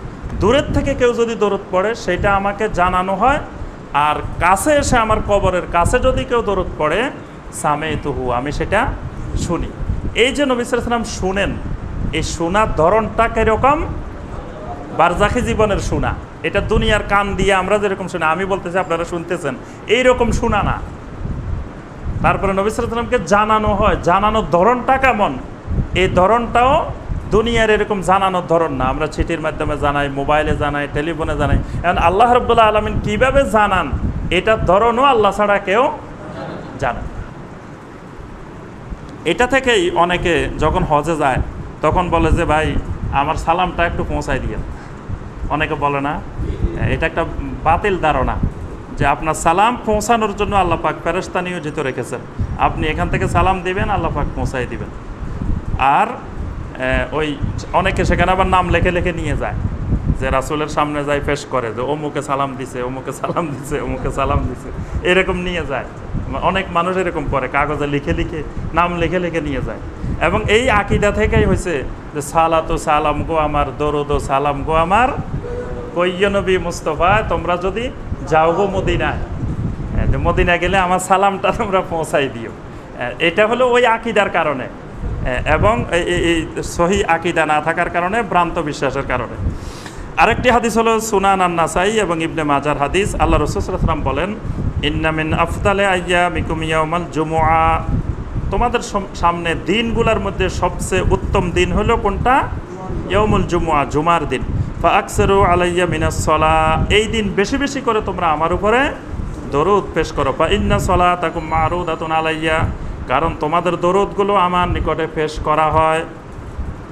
ক্বালু ইয়া রাসূলুল্লাহ ওয়া কাইফা তুরাদু সালাতুনা আলাইক, সাহাবায়ে কেরাম বললেন, ইয়া রাসূলুল্লাহ সাল্লাল্লাহু আলাইহি ওয়াসাল্লাম, কেমন করে আমাদের দরুদগুলো আপনার উপরে পেশ করা হবে? ওয়াকাদ আরামতা, আপনি তো মাটির সাথে একেবারে মিশে যাবেন, আপনি তো মারা যাওয়ার পরে মাটির সাথে মিশে যাবেন, আপনার কোনো অস্তিত্বই থাকবে না। তা আপনি আমাদের এই দরুদগুলো আপনার কাছে কিভাবে পেশ করা হবে? তখন আল্লাহ রাসূল সাল্লাল্লাহু আলাইহি ওয়াসাল্লাম বললেন, ইন্নাল্লাহা আযজা ওয়া জাল্লা কাদ হাররামা আলাল আরদে আন তাকুলাল আজসাদাল আমবিয়া আলাইহিমুস সালাম, আল্লাহ রাব্বুল আলামিন জমিনের উপরে হারাম করে দিয়েছেন, জমিন কোনো নবী রাসূলের শরীরকে ভক্ষণ করতে পারবে না। সুবহানাল্লাহ। কোনো নবী রাসূলের, আদম আলাইহিস সালাম থেকে শুরু করে সকল নবী রাসূলের শরীরকে জমিন ভক্ষণ করবে না, জমিন খেতে পারবে না। জমিনের জন্য আল্লাহ রাব্বুল আলামিন হারাম করে দিয়েছে। নবী সাল্লাল্লাহু আলাইহি ওয়াসাল্লাম ব্যাখ্যা দিলেন, তা আমার শরীর তো মাটি খাবে না, আল্লাহ রাব্বুল আলামিন আমার কাছে দরুদগুলো পৌঁছাই দিবেন, পেশ করবেন। তাহলে এই পেশ করার ধরনটাও আল্লাহ রাব্বুল আলামিনে ভালো জানেন। আবার একটা শরীর মাটি ভক্ষণ করবে না, সেটাকে আল্লাহ পাক কী অবস্থায় কীভাবে রাখবেন সেটাও আল্লাহ রাব্বুল আলামিন ভালো করে জানেন। উম্মতের সালাম পৌঁছানোর জন্য আল্লাহ পাক জমিনে কিছু ফেরেশতা রেখেছেন। এই ফেরেশতাদের কাজে হলো সাইয়াহিনা ফিল আরদে, সাইয়াহিন বলা হয় যারা সাঁতার কাটে, সাঁতারু। তো এই ফেরেশতাগুলো জমিনের মধ্যে সবসময় সাঁতার কাটে, মানে জমিনে পরিভ্রমণ করে। ইউবাল্লিগুনি আন উম্মতি আসসালাম, এরা আমার উম্মতরা যেখান থেকে আমার কাছে সালাম দেয়, ওই সালামকে আমার আল্লাহর এই ফেরেশতারা আমার কাছে পৌঁছিয়ে দেয়। তাহলে আপনার সালাম তো মানুষের মাধ্যমে পৌঁছানোর দরকার নাই, পৌঁছানো তো লোকেই আছে, এখানেই আছে, ফেরেশতা আছে। আর মানুষে পৌঁছানো আর ফেরেশতায় পৌঁছানো বেশ কম আছে না? মানুষ একটা হজে যাবে, মদিনা যাবে, আজকে রওনা দিলে সেই মক্কাতে থাকবো 10-15 দিন, তারপরে মদিনা যাব, কোন সময় যাবে? আর এখন দরুদ পেশ করবেন, সালাম দিবেন, 1 সেকেন্ডে মালাইকারা আপনার কাছে পৌঁছায় দিবে। তাহলে ওই লোক মদিনা পৌঁছা পর্যন্ত আপনি তো কয়েক লক্ষ পৌঁছায় দিতে পারেন। আবার ওই লোকে যে পৌঁছাবে সেই লোক তো ওই পর্যন্ত যাওয়ার নিশ্চয়তাও নাই, কিন্তু ফেরেশতারা যে পৌঁছাবে এটা তো একেবারে নিশ্চিত। আচ্ছা, নবী সাল্লাল্লাহু আলাইহি সাল্লাম যদি মৃত্যুবরণ না করতেন, তাহলে নবী সাল্লাল্লাহু আলাইহি সাল্লামের ইন্তেকালের পরে অনেকগুলো বিষয় সাহাবাদের মধ্যে সংগঠিত হয়েছে। প্রথম বিষয় হলো তাইনুল খলিফা বাদা মাউতিহি, নবী সাল্লাল্লাহু আলাইহি ওয়াসাল্লামের ইন্তেকালের পরে খলিফা নির্ধারণ করা, যে রাসূল সাল্লাল্লাহু আলাইহি ওয়াসাল্লামের পরে খলিফা কে হবেন, এটা তো সাহাবায়ে কেরাম নির্ধারণ করলেন না? কাকে খলিফা করলেন? আবু বকর রাদিয়াল্লাহু আনহু। তো নবী সাল্লাল্লাহু আলাইহি ওয়াসাল্লাম যদি জীবিত থাকেন তা আরেকজন খলিফার দরকার কি? একজন জীবিত থাকলে আরেকজন তো কোনো অবস্থায় দরকার নাই। তাহলে রাসূলকে বাদ দিয়ে সাহাবীরা আবু বকরকে খলিফা বানাইছে, কত বড় বেয়াদবি, নাউজুবিল্লাহ। অর্থাৎ সাহাবায়ে কেরাম 100% নিশ্চিত যে নবী সাল্লাল্লাহু আলাইহি ওয়াসাল্লাম ইন্তেকাল করেছেন, সুতরাং নবী সাল্লাল্লাহু আলাইহি ওয়াসাল্লামের পক্ষে এখন আর আমাদেরকে পরিচালনা করা সম্ভব নয়। এই জন্যই আবু বকর রাদিয়াল্লাহু তাআলা আনহুকে সাহাবায়ে কেরাম খলিফা বানিয়েছে। আচ্ছা, এরপরে নবী সাল্লাল্লাহু আলাইহি ওয়াসাল্লামের গোসল নিয়ে একটা সমস্যা তৈরি হয়, সেটা আমরা আলোচনা করেছি এর আগে। নবী সাল্লাল্লাহু আলাইহি ওয়াসাল্লামের গোসলের জন্য নবী সাল্লাল্লাহু আলাইহি ওয়াসাল্লামের কাপড় মোবারক খোলা হবে নাকি কাপড় সহ গোসল দেওয়া হবে, এটা নিয়ে সাহাবীদের মধ্যে অনেক আলোচনা হয়েছে। তারপরে নবী সাল্লাল্লাহু আলাইহি ওয়াসাল্লামকে কোথায় দাফন করা হবে, নবী সাল্লাল্লাহু আলাইহি ওয়াসাল্লামের জানাজা কীভাবে হবে, এই বিষয়গুলো নিয়ে ব্যাপক আলোচনা একতলাফ হয়েছে সাহাবায়ে কেরামদের মধ্যে। আচ্ছা, নবী সাল্লাল্লাহু আলাইহি ওয়াসাল্লাম যদি ইন্তেকাল না করতেন, তো নবী সাল্লাল্লাহু আলাইহি ওয়াসাল্লাম জীবিত হলে তো নবী সাল্লাল্লাহু আলাইহি ওয়াসাল্লাম নিজেই তো বলে দিতেন যে আমারে গোসল এইভাবে দাও, বা আমাকে কবর এখানে দাও, আমাকে জানাজা এইভাবে পড়ো, অমুকে ইমামতি করো, এগুলো রাসূল বলে দিতে পারতেন না? আর যদি নবী সাল্লাল্লাহু আলাইহি ওয়াসাল্লাম ইন্তেকালও না করেন, তো একটা জীবিত মানুষকে গোসল করানো, দাফন করে ফেলা, তারপরে তার জানাজা দেওয়া, এটাও তো আরেক অপরাধ। নবী সাল্লাল্লাহু আলাইহি ওয়াসাল্লাম যদি ইন্তেকাল না করেন, একজন জীবিত নবী, তাকে যদি আপনি জীবিত নবীরে ধরে সাহাবীরা এইভাবে গোসল দেয়, আবার দাফন করে, আবার জানাজা দিয়ে, এতগুলো বেয়াদবি, মারাত্মক অপরাধ না এটা? এই জন্য শিয়ারা বলছে নাউজুবিল্লাহ, শিয়াদের আকীদা হলো যে সাহাবীরা সব মুরতাদ হয়ে গেছে, নাউজুবিল্লাহ। যে সাহাবায়ে কেরাম কত বড় অপরাধ করছে, যে একজন জীবিত মানুষকে ধরে নিয়ে তাকে দাফন করে ফেলছে। আর নবী সাল্লাল্লাহু আলাইহি ওয়াসাল্লাম বলতেছেন না যে আমাকে তোমরা দাফন করতেছো কেন, আমি তো জীবিত। তাহলে নবী সাল্লাল্লাহু আলাইহি ওয়াসাল্লামের যেখানে গোসল দেওয়া হলো এবং গোসলের ব্যাপারে সমাধান আসলো, যে তাদের কাছে আওয়াজ হলো এবং সবার মধ্যে তন্দ্রা আসলো, আল্লাহ পাক ঘরের ভিতরে যারা ছিলেন সবার মধ্যে একটা তন্দ্রা আচ্ছন্ন করে দিলেন। এমন সময় সবাই একটা আওয়াজ আল্লাহর পক্ষ থেকে শুনতে পেয়েছেন, সেটা হলো তোমরা আমার রাসূলের কাপড় খুলিও না, রাসূলের কাপড় যেভাবে আছে সেভাবে থাকবে, কাপড় সহকারে গোসল দিতে হবে, এই কাপড় সহকারে তোমাদেরকে দাফন করতে হবে।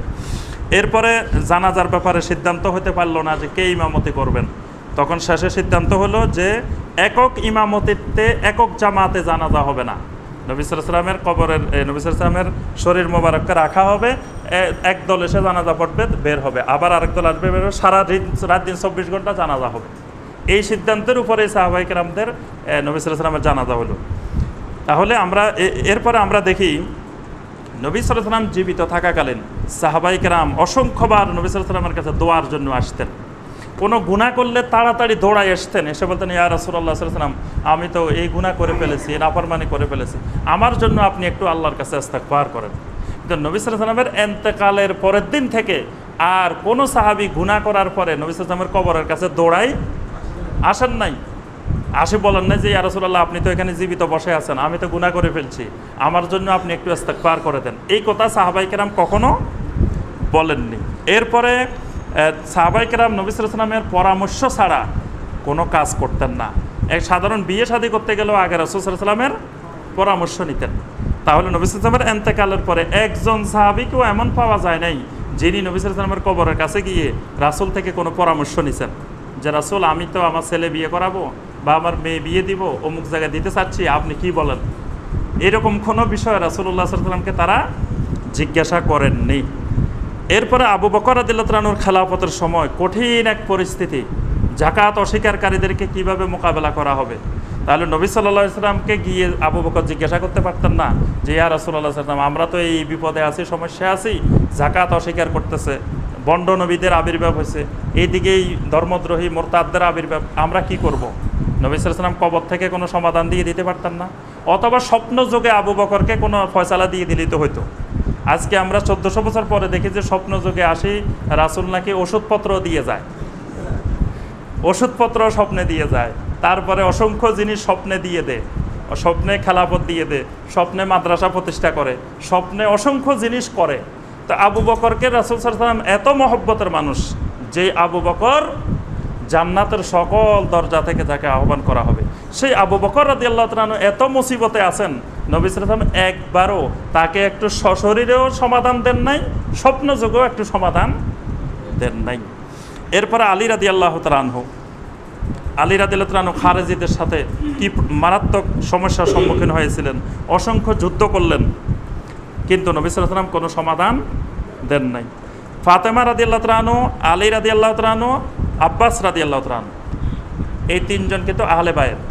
ফাতেমা রাদিয়াল্লাহু তাআলা আনহা, আলী রাদিয়াল্লাহু তাআলা আনহু, আব্বাস, এই তিনজন আবু বকরের সাথে তাদের বিশাল একটা মতানৈক্য ছিল। এই তিনজন বলছেন যে রাসূল সাল্লাল্লাহু আলাইহি ওয়াসাল্লামের মিরাস, উত্তরাধিকার সম্পত্তি আমাদের মধ্যে বন্টন করে দেন। আবু বকর বলছে যে না, নবী সাল্লাল্লাহু আলাইহি ওয়াসাল্লাম বলছেন যে নবী রাসূলদের কোনো সম্পদ মিরাস হয় না, নবী রাসূলেরা পৃথিবীতে কোনো মিরাস রেখে যান না। মানে আমরা মারা গেলে যেমন আমাদের সম্পদ ছেলে মেয়েদের মধ্যে বন্টন হবে, নবী রাসূলদের এরকম কোনো সম্পদ তার ছেলে মেয়েদের মধ্যে বন্টন হবে না। নবী সাল্লাল্লাহু আলাইহি ওয়াসাল্লাম বলছেন যে আম্বিয়া আলাইহিমুস সালাম পৃথিবীতে মিরাস রেখে যান, এলেম, জ্ঞান, ওহির মিরাস রেখে যান, কিন্তু কোনো সম্পদের মিরাজ নবী রাসূলেরা রেখে যান না। আবু বকরের জন্য এদেরকে কিন্তু মিরাজ দেন নাই। আচ্ছা, এখন কথা হলো নবী সাল্লাল্লাহু আলাইহি ওয়াসাল্লাম যদি মারা না যান, তো এরা মিরাজ দাবি করলো কেমনে? জীবিত মানুষের মিরাজ হয়, তাহলে আলী, ফাতেমা, তারপরে আব্বাস, এরা তো বড় বেয়াদবি করছে, জীবিত মানুষের মিরাজ চায়, বলে আমাদেরকে সম্পত্তি বন্টন করে দেন। মিরাজ তখনই সাবেত হয় যখন কোনো ব্যক্তি মারা যায়। এরপর আমরা দেখি আয়েশা রাদিয়াল্লাহু তাআলা আনহা আর আলী রাদিয়াল্লাহু তাআলা আনহুর মধ্যে যুদ্ধ। কি যুদ্ধ সেটা? জামালের যুদ্ধ। তারপরে মুয়াবিয়া আর আলীর মধ্যে সিফিনের যুদ্ধ। এই যে যুদ্ধগুলো হইল, সাহাবীরা দুই পক্ষেই বড় বড় সাহাবীরা, যেমন আয়েশা রাদিয়াল্লাহু তাআলা এক পক্ষে নবী সাল্লাল্লাহু আলাইহি ওয়াসাল্লামের স্ত্রী, উম্মাহাতুল মুমিনিন, পৃথিবীর মুহাদ্দিসদের মধ্যে শীর্ষ একজন মুহাদ্দিস আয়েশা রাদিয়াল্লাহু তাআলা, আরেক পক্ষে আলী রাদিয়াল্লাহু তাআলা আনহুর মতো সাহাবী, যিনি বিশাল মর্যাদাবান, আশারায়ে মুবাশশারাত, জান্নাতের সুসংবাদ প্রাপ্ত একজন সাহাবী। তার অনেক বৈশিষ্ট্য, সে আসাদুল্লাহ আল গালেব, তিনি আল্লাহর বাগ, সে আলী ইবনে আবি তালেব রাদিয়াল্লাহু তাআলা। এই দুইজনের নেতৃত্বে যে বিশাল একটা যুদ্ধ হচ্ছে, সেখানে অসংখ্য সাহাবী যুদ্ধ করতে করতে একজনের হাতে একজন মারা যাচ্ছেন, শহীদ হচ্ছেন। রাসূলুল্লাহ সাল্লাল্লাহু আলাইহি ওয়াসাল্লামের সামনে যুদ্ধটা হচ্ছে কোথায়? মদিনাতে, যেখানে রাসূল আছেন সেই জায়গায় হচ্ছে। এবং আয়েশা রাদিয়াল্লাহু তাআলা আনহা বের হয়ে গেলেন যুদ্ধ করার জন্য কোন জায়গা থেকে? নবী সাল্লাল্লাহু আলাইহি ওয়াসাল্লামের কবরের পাশ থেকে। আয়েশার ঘরের মধ্যে রাসূলের কবর, তে রাসূলের কবর, তার পাশ থেকে আয়েশা বের হয়ে গেছেন যুদ্ধ করার জন্য। আয়েশা রাদিয়াল্লাহু তাআলা আনহা যাওয়ার সময় রাসূলের সাথে কোনো পরামর্শ করে গেছেন যে রাসূল, আমি তো আলীর বিরুদ্ধে যুদ্ধ করতে চাইতেছি, আপনি কি আমাকে অনুমতি দিচ্ছেন? আচ্ছা, আয়েশা পরামর্শ চাইলেন না। যদি রাসূলুল্লাহ সাল্লাল্লাহু আলাইহি ওয়াসাল্লাম একটা ধমক দিতেন আয়েশাকে, এই আয়েশা তুমি কোথায় যাচ্ছ, এরকম একটা ধমক দিলে আল্লাহ রাসূল আয়েশাকে যেতেন? বা ধমক না দিক, সুন্দর করেও যদি নবী সাল্লাল্লাহু আলাইহি ওয়াসাল্লাম বলতেন যে তুমি আলীর সাথে যুদ্ধ করার জন্য, আমার সাহাবীদের সাথে যুদ্ধ করার জন্য যাচ্ছ, বা স্বপ্ন যোগেও যদি আলীকে কোনো নির্দেশনা দিতেন বা আয়েশা রাদিয়াল্লাহু তাআলা আনহাকে কোনো নির্দেশনা দিতেন, তারা কি দুজনে যুদ্ধ করতে যেতেন? এই ব্যাপারে রাসূলুল্লাহ সাল্লাল্লাহু আলাইহি ওয়াসাল্লাম কোনো নির্দেশনা দেন নাই। রাসূলের আদরের মহব্বতের সাহাবীরা যুদ্ধ করে করে মারা যাচ্ছেন নিজেরা, কিন্তু নবী সাল্লাল্লাহু আলাইহি ওয়াসাল্লাম কোনো নির্দেশনা দেন নাই। তার অর্থ হলো নবী সাল্লাল্লাহু আলাইহি ওয়াসাল্লাম যদি জীবিতই হইতেন, তাহলে এইসব বিষয়ে নবী সাল্লাল্লাহু আলাইহি ওয়াসাল্লাম মদিনায় বসে বসে ফয়সালা দিতেন না। এখন নবী সাল্লাল্লাহু আলাইহি ওয়াসাল্লাম নাকি নিয়োগ দেয়, সুফি সম্রাট কে হবে, তারপরে এই আপনার বড় বড় অলিয়া কে হবে, বাংলাদেশকে পরিচালনা করবে, ইন্ডিয়াকে পরিচালনা করবে, তারপরে রাশিয়াকে পরিচালনা করবে, এগুলো সব নাকি রাসূলুল্লাহ সাল্লাল্লাহু আলাইহি ওয়াসাল্লাম মদিনা থেকে নির্দেশনা দেয়। অথচ তার আদরের সাহাবীরা, যে সাহাবীরা সবাই আল্লাহর ওলি, এই ব্যাপারে কোনো সন্দেহ নাই, যারা সবাই জান্নাতি, তারা নিজেরা এই অবস্থা হচ্ছে, রাসূলুল্লাহ সাল্লাল্লাহু আলাইহি ওয়াসাল্লাম কোনো নির্দেশনা তাদেরকে দেন নাই। তাহলে এই সব কিছু প্রমাণ করে যে রাসূলুল্লাহ সাল্লাল্লাহু আলাইহি ওয়াসাল্লাম মারা গেছেন, মৃত্যুবরণ করেছেন, ইন্তেকাল করেছেন। তবে রাসূলুল্লাহ সাল্লাল্লাহু আলাইহি ওয়াসাল্লামের মৃত্যু পরবর্তী হায়াতে বারজাখী যে জীবনটা, সেটি একটা বিশেষ হায়াত। এই হায়াতের মধ্যে রাসূলুল্লাহ সাল্লাল্লাহু আলাইহি ওয়াসাল্লাম কেউ কবরের কাছে সালাম পেশ করলে, দরুদ পেশ করলে শুনতে পান, সেটা বারজাখী জীবনের শোনা। এরপরে নবী সাল্লাল্লাহু আলাইহি ওয়াসাল্লামের কাছে দরুদ পেশ করলে সেটা নবী সাল্লাল্লাহু আলাইহি ওয়াসাল্লামের কাছে পেশ করা হয়, সেটা বারজাখী জীবনের পেশ করা। এরপরে নবী সাল্লাল্লাহু আলাইহি ওয়াসাল্লামের শরীর মাটি বক্ষণ করে নাই, এটা সহি বিষয়, এটা রাসূলুল্লাহ সাল্লাল্লাহু আলাইহি ওয়াসাল্লামের সহি হাদিস দ্বারা প্রমাণিত। এবং নবী সাল্লাল্লাহু আলাইহি সাল্লামের ব্যাপারে আরও যে সকল সহি হাদিস এসেছে, নবী রাসূলরা কবরে সলাত আদায় করেন, তারপর সালামের জবাব দেন, এই সকল বিষয় নবী রাসূলদের বারজাখী জীবনের বিশেষ হায়াত। আল্লাহ রাব্বুল আলামিন আমাদের সবাইকে এই বিষয়টি অনুধাবন করার এবং ইসলামিক ফাউন্ডেশন বাংলাদেশ যেই উদ্দেশ্যে জনগণের মধ্যে এই সহি আকীদার প্রসারের অনুরোধ করেছেন, এই আকীদার এই উদ্দেশ্যটা যেন সফল হয়। আল্লাহ পাক সকল মুমিনদেরকে যেন সহি আকীদা, সহি বিশ্বাস, সহি দিন বুঝার আল্লাহ পাক তৌফিক দান করেন। আমিন ইয়া রাব্বাল আলামিন। আসসালামু আলাইকুম ওয়া রাহমাতুল্লাহি ওয়া বারাকাতুহু।